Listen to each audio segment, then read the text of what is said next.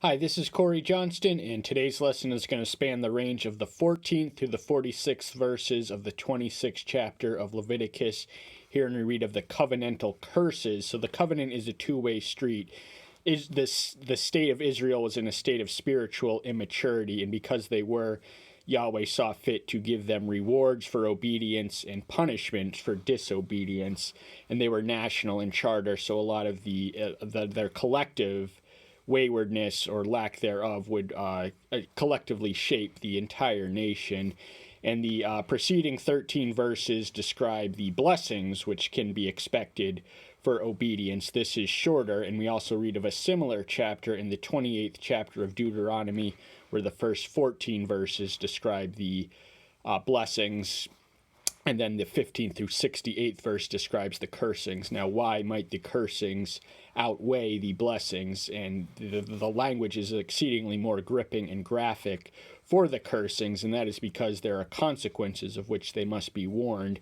So the covenant, once again, is a two-way street: blessings for obedience, punishments, and curses for disobedience. We're just going to review a few of the blessings. We're going to read them without commenting extensively on them. So the third and fourth verse read, "If you walk in my laws and keep my commandments and shall do them, then I shall give you rain in its seasons, and the land shall yield its crops, and the trees of the field yield their fruit." So they can expect to be blessed agriculturally and naturally. The rain of the agricultural output would have been dependent on the rain and all that stuff. And then the sixth verse, "I shall give you peace in the land, and you shall lie down, and no one make you afraid. And I shall clear the land of evil beasts, and not let the sword go through your land." So in exchange for the obedience, he was going to offer them protection from their enemies, and the enemies of Israel were often used as instruments of the Almighty to punish them and chastise them, but they didn't have to worry about that if they would only remain faithful and obedient. So they would promise protection from both man and beast, and they would not be afraid. And finally, the 12th verse reads, "And I shall walk in your midst, and shall be your Elohim, and you shall be my people." 13th verse, actually. "I am Yahweh your Elohim, who brought you out of the land of Egypt, from being their slaves. And I have broken the bars of your yoke, and made you walk upright." So the presence of Yahweh and Elohim is the greatest blessing of all. When he is with us, no thing can go wrong. We have the abundant treasure and access to all untold spiritual, and in their case, material prosperity. And he redeemed them from oppressive foreigners, and he would protect them from would-be oppressing foreigners if they obeyed. Now the narrative takes an abrupt turn for a sharply negative term. He describes the curses which can be expected as a consequence for their disobedience, beginning in the 14th verse, which reads, "But if you do not obey me and do not do all these commands, if you reject my laws, or if your soul loathes my judgments, so that you do not do all my commands, but break my covenant, I shall do this to you, and I shall appoint sudden alarm over you, wasting disease and inflammation, destroying the eyes and consuming the life. And you shall sow your seed in vain, for your enemies shall eat it." So these three verses collectively form a single sentence. We're just going to break it down from the top. That if they don't obey, they have the subsequent consequences and warnings. So if they despise or treat with contempt the terms of the covenant, which is by connection an expression of contempt for the covenant maker, he's going to send them disease and fear and alarm. And they're going to be destroyed in their eyes. That's nothing pleasant. And the protection from their enemies, which he promises them in exchange for their disobedience, is going to be reversed. So they're going to be their enemies are going to eat their fruit, and remember their food and their agricultural output. That was another one of the blessings they could expect, but it's all going to be for vain. So they will reap, but they will not sow. They will reap it, and their enemies will, or they will sow, and their enemies will reap what they plant. "And I shall turn my face against you, and you shall be smitten before your enemies, and those who hate you shall rule over you, and you shall flee when no one pursues you." So they're promised the power of his presence in the verse, well, one of the verses we earlier covered, I believe the 12th one.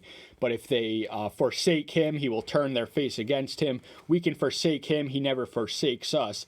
Even when they were in exile, he did not forsake them. And he used these pagan foreign oppressors as instruments of his own will.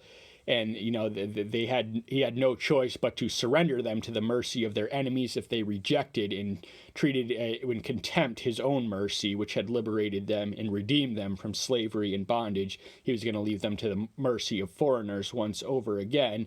And this bears to mind Proverbs 28:1, the wicked flee when none pursue, but the righteous are as bold as a lion. So fear and faith are antithetical polarities. So they're because they're not going to be faithful, they're going to be afraid. They're going to have cause to be afraid, and the fear could all be eliminated if they were just faithful and obedient to begin with. But as a just consequence for their disobedience, they will have reason to fear, and they're going to be so governed by irrational fears that they're going to be running when no one's even after them, but the enemies are promised to be after them elsewhere too. But fear is going to be their default state of mind, and they're going to flee when none pursueth. And after all these, if you do not obey me, then I shall punish you 7 times more for your sins. So there's actually a progressive layer to these punishments.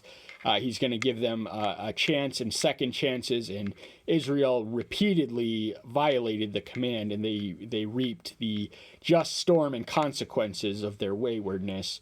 But if you think it was bad the first time you violated, and the first time I punished you and sent you curses and consequences, it's only going to get worse. It's going to increase 7-fold, and it's for your sins. So the punishment is in direct proportion to the gravity of one's sin. And after all these, and I shall break the pride of your power, and shall make your heavens like iron, and your earth like bronze. So the pride of their power, Israel was national in charter, and as such, as a geopolitical entity, they would have been competing in the international arena of the geopolitical chessboard, but they would have no pride or power, and the heaven is not going to rain on them, and the earth is going to be barren in a desert wasteland if they persist in their iniquity. And your strength shall be spent in vain, and your land shall not yield its crops, nor the trees of the land yield their fruit. So all the effort, this repeats what we earlier read of your enemies shall eat it in verse 16. So all their labors, energies, and efforts are going to be squandered. They're going to be to no productive end because they're aligned against him, and nothing can grow, and they're not going to have anything to eat, and food is the bare necessity of life. It was especially more so, a lot more in the ancient civilization, was really dependent and oriented on agriculture and output. We moderns have more sophisticated farming techniques, but the ancients did not have that luxury. And if you walk contrary to me and refuse to obey me, I shall bring on you 7 times more plagues according to your sins.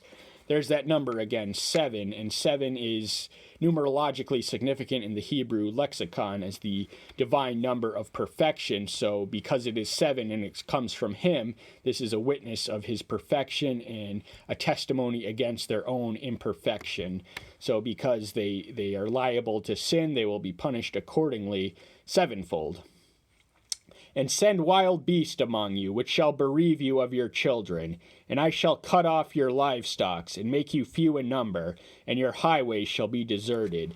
So they're going to be at the mercy of human enemies and wild beasts who are going to ravage them and tear them apart. They're going to eat their children, and their livestock is not going to be productive or yielding anything beneficial for them. And the same Yahweh who promised Abraham to make his descendants as numerous as the stars in the sky and the sand on the seashore is going to deplete their numbers and make them few in number. He's only going to leave the righteous remnant left, and the highways, the roads to connect to A to B. The nation of Israel was in a desert territory. It would be a desert wasteland. and no one would, there would be no commerce or travel in their land because it would not be healthy, it would not be functioning, it would not be vital. And if you are not instructed by me, by these, but walk contrary to me, then I shall also walk contrary to you, and I myself shall smite you 7 times for your sin. So how we treat Yahweh is how he treats us. This is especially incumbent for the chosen people of Israel. So if they went against him or walked against him or lived in a manner that was opposite to their intention and what they had been instructed and conditioned through the law, then they could not count on his blessing or his continual presence. And I myself will smite you 7 times. There's that number again, 7-fold for their sins. So he gets personally involved. He doesn't merely use human proxies. He's going to do this himself. And I shall bring against you a sword, executing the vengeance of my covenant, and you shall gather together in your cities, and I shall send pestilence among you, and you shall be given into the hands of the enemy. So basically the only thing protecting them from their enemy was their disobedience, because national calamity was directly tied to their obedience. So everything would be well if they remained faithful and obedient. They would be at the mercy of foreign oppressors and armies who would have the blessing and sanction of Yahweh to destroy and devastate his people as a consequence for their covenantal violations. When I have cut off your supply of bread, 10 women shall bake your bread in one oven, and they shall bring back to you your bread by weight, and you shall eat and not be satisfied. So they're going to have a diminished, not only agricultural output, but even the bread will not be filling or satisfying the amount of yeast and flour and dough that it takes to feed 10 people will not feed one. They will have food, but not filling. So there won't be enough to go around. And if in spite of this you do not obey me, but walk contrary to me, then I shall walk contrary to you in wrath, and I myself shall punish you 7 times for your sin. So we read much of what we've earlier heard and read. If they walk or live contrary, that's what live translates as. It means to live. So if they live opposite to what they had been instructed and what their Creator's intention was for them, he would be against them. But this time we read an extra detail. It would be in wrath. So they would have provoked his wrath, his fury, his ire, and he himself will punish them once more 7-fold. And you shall eat the flesh of your sons, and eat the flesh of your daughters. And I shall destroy your high places, and cut down your sun pillars, and put your carcasses on the carcasses of your idol, and my soul shall loathe you. So they're going to be resorting to cannibalism because there's not going to be enough food around. This was the condition that Jeremiah described in Lamentations. When Judah was all but desolate and sacked, they had resorted to cannibalism when the Babylonians were besieging it. So this did come true. It came a little later for the nation of Judah, because after the reign of Solomon, there was 2 covenant nations, but 1 covenant community, the northern kingdom of Israel, who succumbed to apostasy at a more accelerated and intense rate. But Judah lasted slightly longer.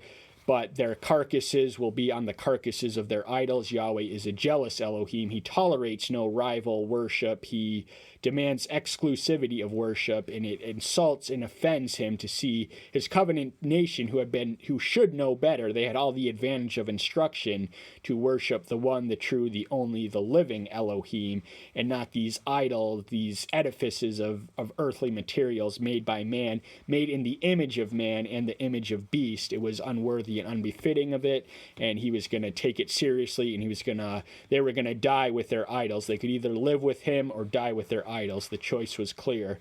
And Yahweh is not someone you want to loathe you, because when he is against you, you have no chance or possibility of prospering. And I shall turn your cities into ruins, and lay your temple waste, and not smell your sweet fragrances. So their cities are going to be uninhabited ghost towns. They're going to be ruined and devastated and destroyed. And the temple, which had yet to been built, would be laid waste, and it would be laid waste when the Babylonians sacked it. And their sacrifices will not reach his nose. They will not please him. They will be to no avail and no effect, because sacrifice divorced from true obedience is an abomination in his sight. This is the juxt of passages such as Isaiah's first chapter, and also in Proverbs we read that the sacrifice of the wicked is an abomination in the nostrils of Yahweh. And I shall lay the land waste, and your enemies who dwell in it shall be astonished at it.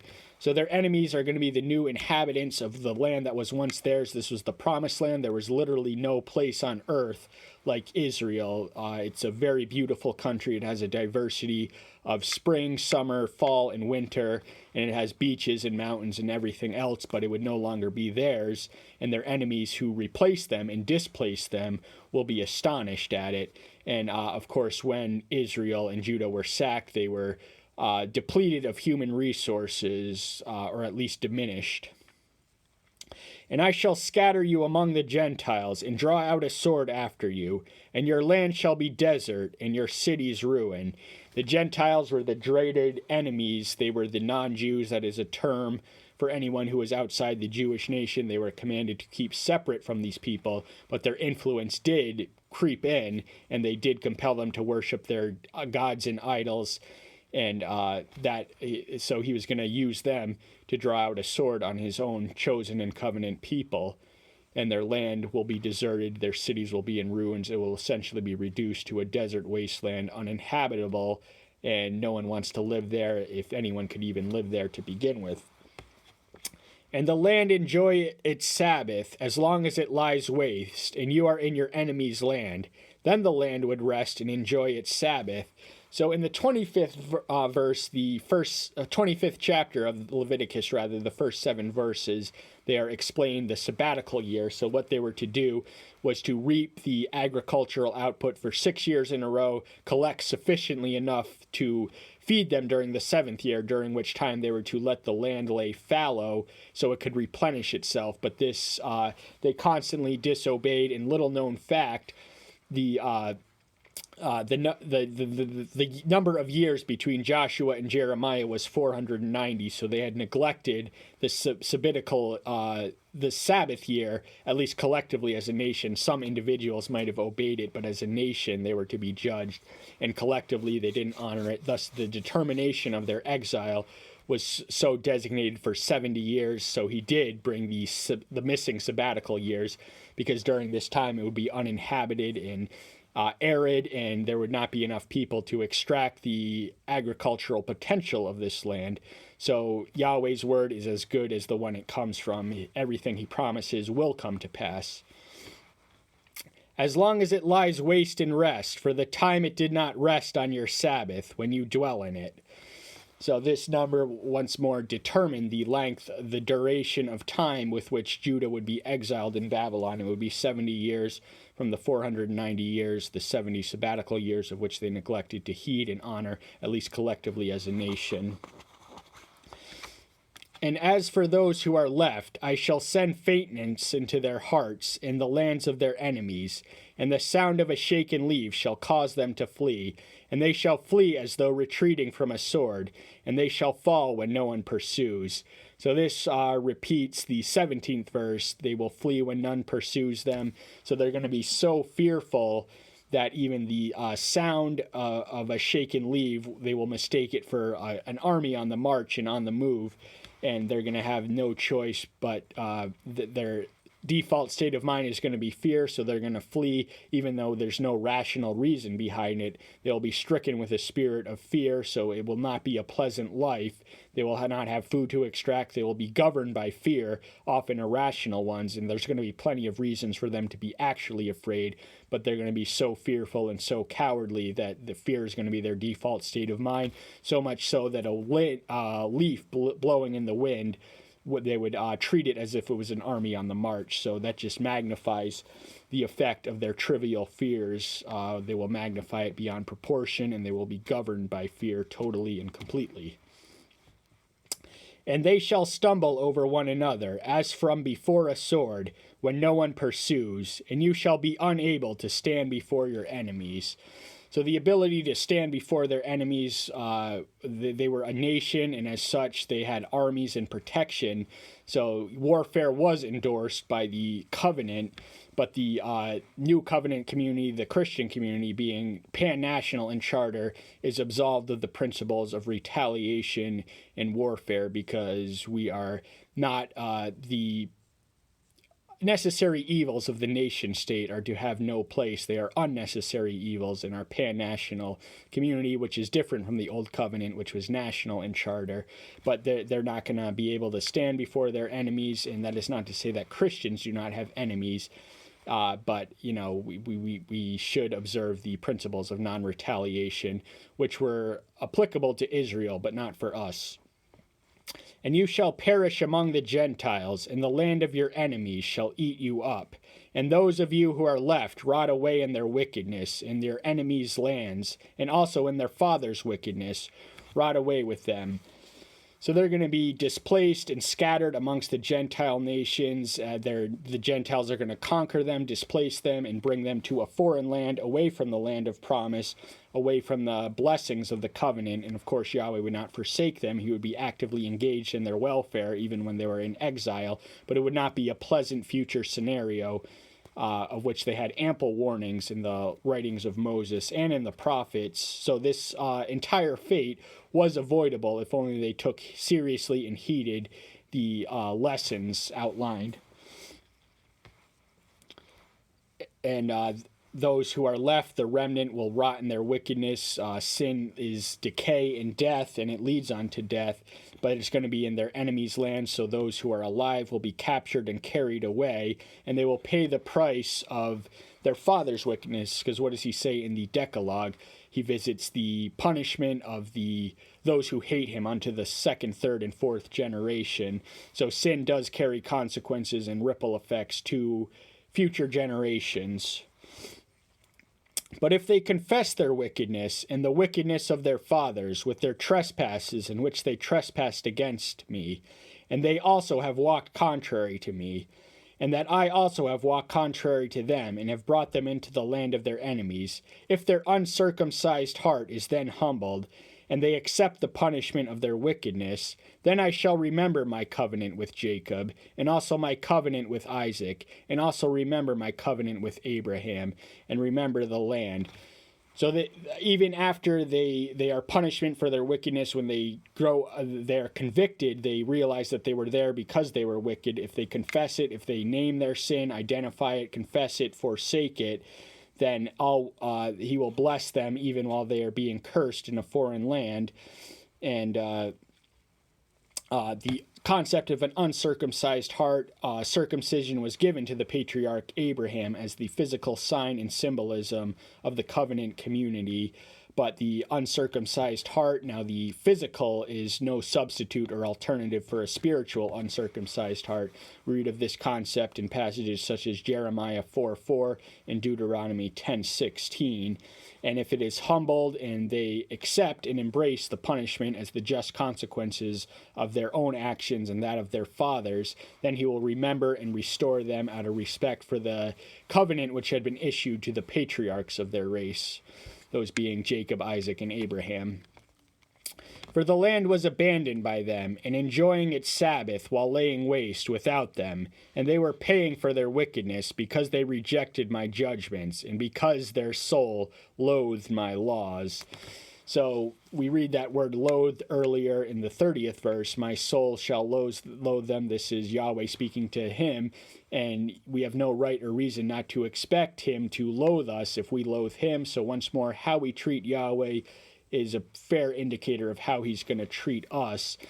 And the land is going to be abandoned and get its rest and replenishment from their neglection of the Sabbath law. So he definitely knew in advance that they would not honor the law of the Sabbath year as outlined in the 25th verse. And after that, the 25th chapter, after that, we read of the year of Jubilee, which is 7 sabbatical years on the 50th year. That was an extension So the sabbatical years, the purpose of them was to restore justice and to eliminate debt and just to have a replenishment and new beginning. So all debts were eliminated, and on the year of Jubilee, the original property was returned to its original owners.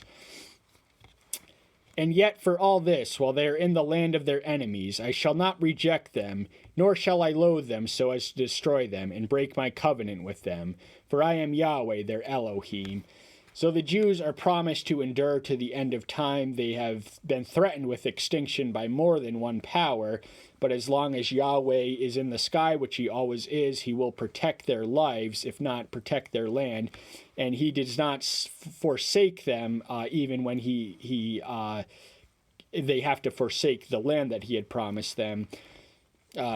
But the covenant is unbreakable with him, so he promises that they will a lineage, a people in perpetuity. They will not go extinct, even though as recently as World War II with the Holocaust, there was a systematic effort to eliminate them, but they were preserved intact, and now they are a fully functioning, independent, and restored nation of Israel.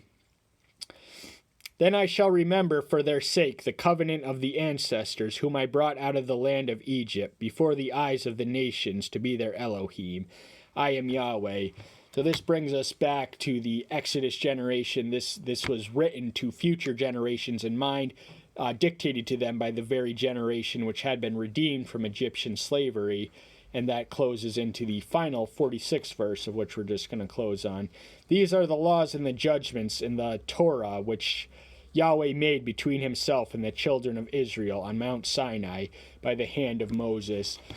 So it's often referred to the Mosaic covenant, but its truth, its origins and authorship lay in Yahweh.